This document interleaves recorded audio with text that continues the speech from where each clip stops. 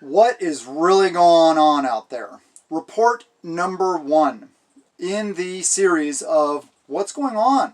What do you guys see? What do you guys hear? Hey everybody, this is Michael with Asymmetrical Preparedness, and this is what we're talking about today.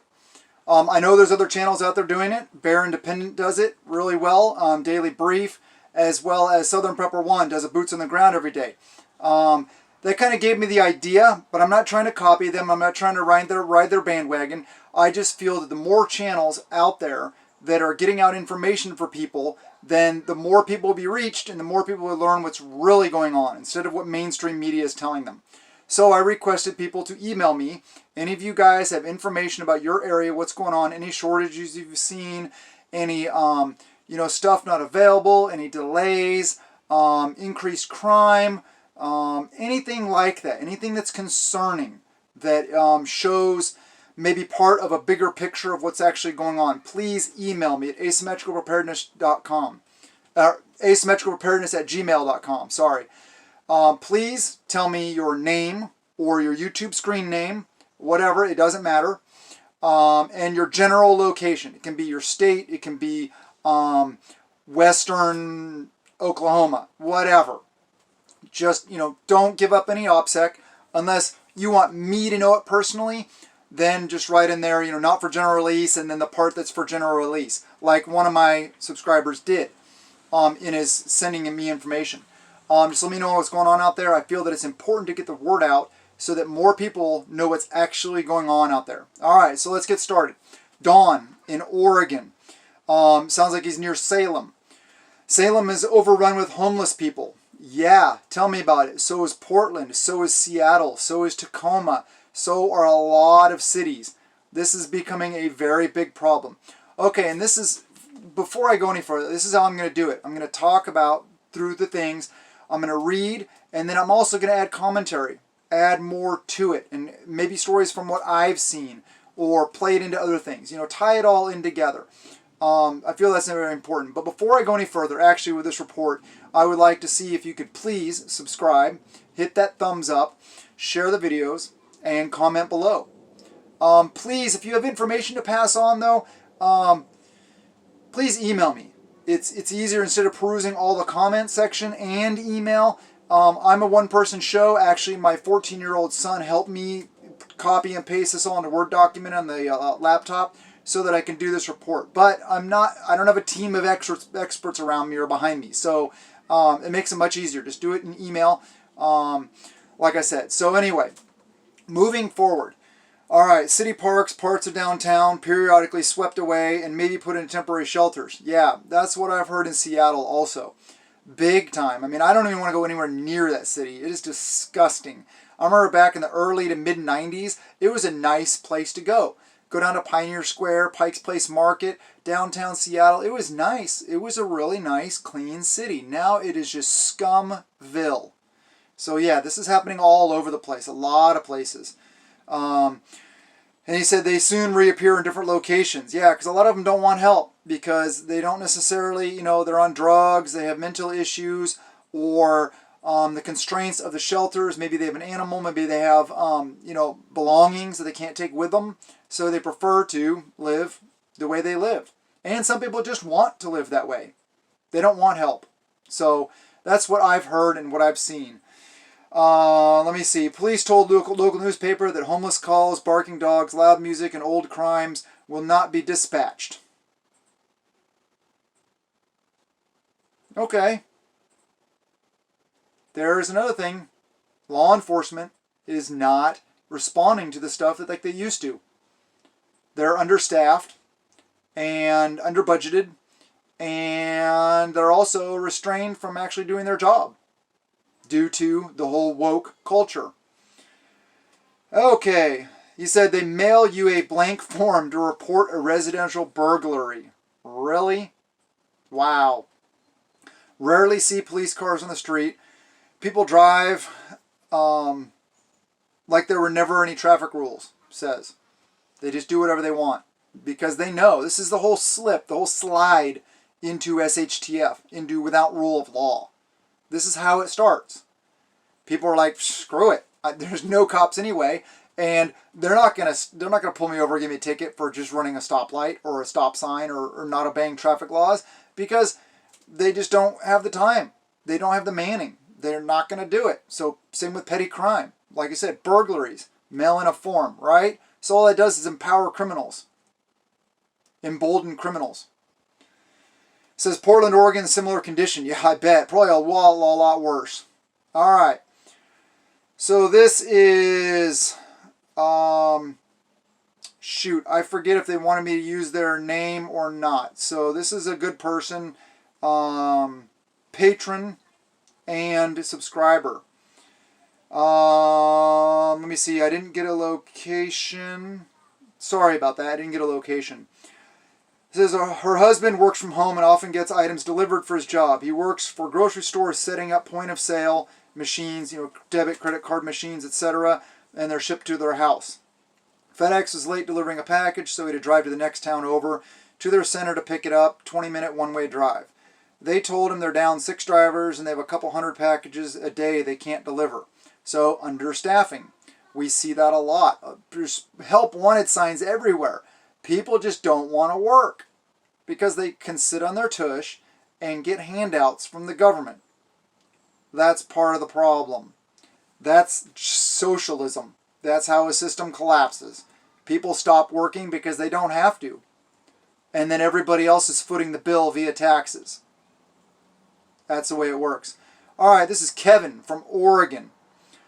No shortages. Goods have gone up in price about 25 to 50%. Yeah, we've seen that everywhere. Sheeple are still wearing masks. Yeah, see that too.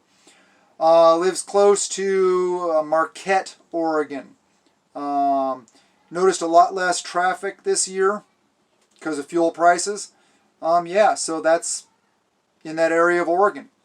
And then we got Jace. This is jumping across the pond to the United Kingdom.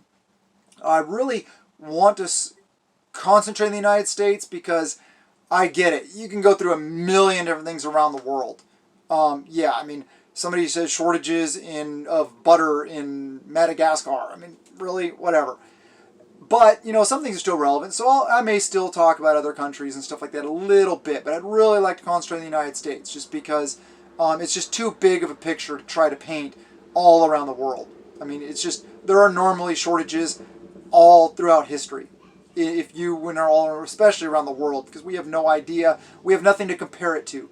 Their economic system is totally different than ours, etc. But anyway, UK is fairly similar to us, saying that certain butters, for example, are now £9 a tub, which is probably what's like $18 for us. Fertilizer has doubled in price.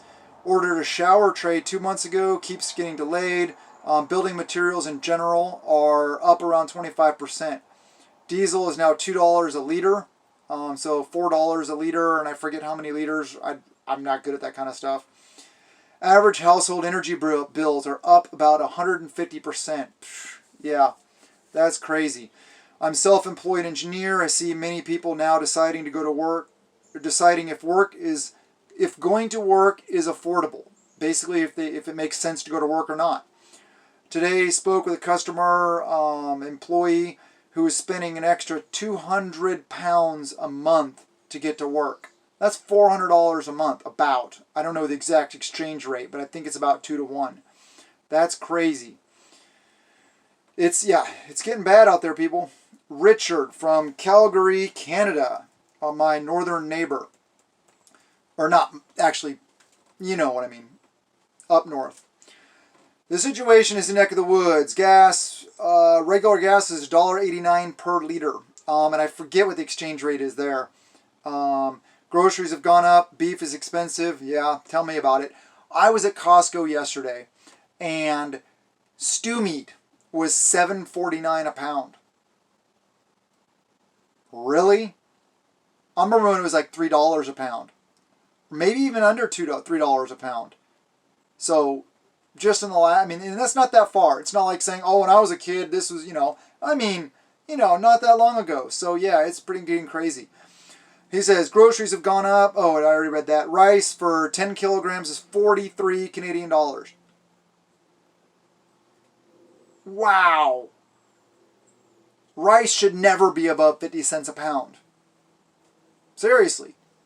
Rice should be like 30 cents a pound. But anyway. Let's see, price of lumber examples. A 2x4 is 6 foot 2x4 is $8 Canadian. Yeah, seen it too. And it's not just that. When I've been at Lowe's or Home Depot or other lumber stores, the 2x4 section, the least expensive 2x4s are 2x4s that used to be in the crap pile, the throwaway, the giveaway pile, because they suck. They're all knotted, they're bent, they're total crap, they're shredded, they're ripped on edges. They look like crap. And they're selling them for, yeah, $8-10. That's crazy. So half the vegetables and fruit are spoiled on the shelf, probably because of increased prices. People can't afford them, and they're probably not getting in as much, so they're having to leave stuff on the shelves to make it look like stuff is there longer. Maybe. I don't know exactly, but clothes for kids are very expensive now, at least double. One shirt was $7 to $8, now it's $15. I haven't seen that necessarily where I'm at yet, but hey, that's pretty crazy. All right, next we got, what is it, Steve from Western Montana, around the Missoula area. Regular gas, $4.92 a gallon. Diesel, $5.89 a gallon. Well, that's a lot better than it is here for me, because usually lesser expensive diesel is about $6.39 a gallon here in Western Washington. So it's better than I'm doing, but overall, the last 6 months, prices have slowly gone up and no real shortages of any food, including meat. Shopping in general, Target and some others, shrinking shelves and expanding aisles. Yes, they're trying to cover it up. They're also moving stuff around. They're also in the like crap food type stuff. They're increasing the size of the aisles and or adding additional aisles of them to fill up the store to make it look like there's no shortages. They're trying to cover it up. Yeah. Some shortages on random specialty parts, popular items. Lumber in general is expensive, yeah. But he says slowly coming down. That's good. 2x4x8 is $5. Well, he said $4.99, you know. 4x8 4x8 plywood. So sheet of plywood, $40. Yeah. I remember when a sheet of plywood was, I mean, it was under 20, I remember. Or maybe right around 20. So it's at least doubled. Yeah. And we've seen that. I mean, lumber's been crazy. Yeah, it's crazy. So, yeah, that's totally. Mike in Western North Carolina. Wanted to pass this along to you. This is from my operations supervisor back in April. So, you know, it's a little bit. But it says this is for a small EMS service in Western North Carolina. The last week, let me see. Oh, so the operations supervisor and the director inform us that the memo still stands from April, that our stock is critically low and we don't have any IV fluid orders coming in anytime in the foreseeable future. No IV for an EMS service. IV fluids. That's scary. That's people's lives. Also, we are told we are running low on many medications, so use them sparingly. Yep, I've heard that a lot. A lot of different places. Okay, next, Chris from Columbia, Missouri. They've been seeing refrigerators going down in the Walmart stores out here, meaning breaking down, probably due to lack of parts for them. Yeah, didn't expand upon it, so I'm not really sure why, but that's what Chris from Columbia, Missouri reports. Okay, so this one is for general release. Let's call him Gary. He is in North Carolina.